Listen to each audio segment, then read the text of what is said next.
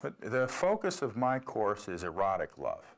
It's what the students are always a little shocked by the word. They think of that as having to do with the pornography industry or something. I suppose you could call it romantic love, but that's a much more modern way of thinking of it. It's about the kind of love where you feel that spark of excitement when you fall in love with somebody. And sexuality is an aspect of that, but modern culture tends to reduce and narrow sexuality.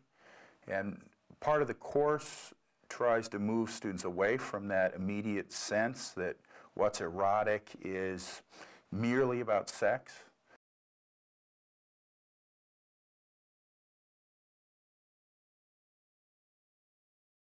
The key dialogue in the course is Plato's symposium, which comes from a Greek word that just means a drinking party. So it's a bunch of guys hanging around at a drinking party giving speeches about love. But it's a bunch of guys. That's the first thing to notice. A lot of approaches to erotic love are deformed or limited in various ways by certain kinds of macho posturing. Part of what Plato does is to try to move his mostly male audience away from a very macho, very masculine view about love to a view that's much more androgynous, that tries to integrate feminine elements and masculine elements of human personality.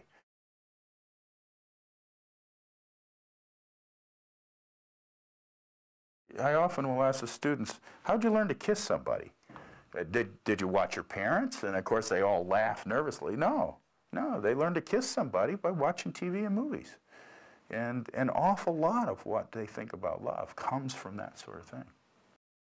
It's an extremely rare movie and an extremely rare piece of popular music, although less so in country music, interestingly, where falling in love with somebody is expressed in large part by wanting to have children with that person.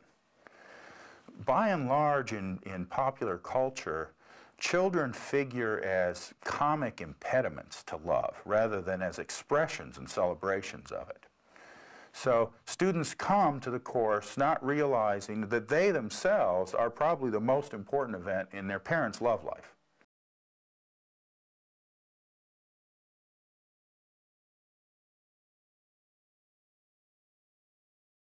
That's an important part of Plato's view of erotic experience, the notion that there's a kind of ecstasy, a kind of stepping outside of the self. I think that it's true. I think it's an experience that it's not merely a pleasant experience. There are aspects of it that are frightening or that are painful. There is a sense that you're giving up something, particularly you're giving up a kind of control. And that's part of what I talk to the students about. Our students are very controlling people. They've been taught to simulate being adults by having BlackBerries and calendars, by scheduling things, and, importantly, by avoiding romantic entanglements. There's a huge investment for a man to ask a woman out on a date, and it still usually is that way.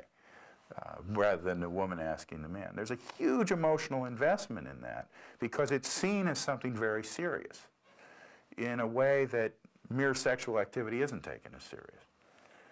So the students are in a very interesting position there.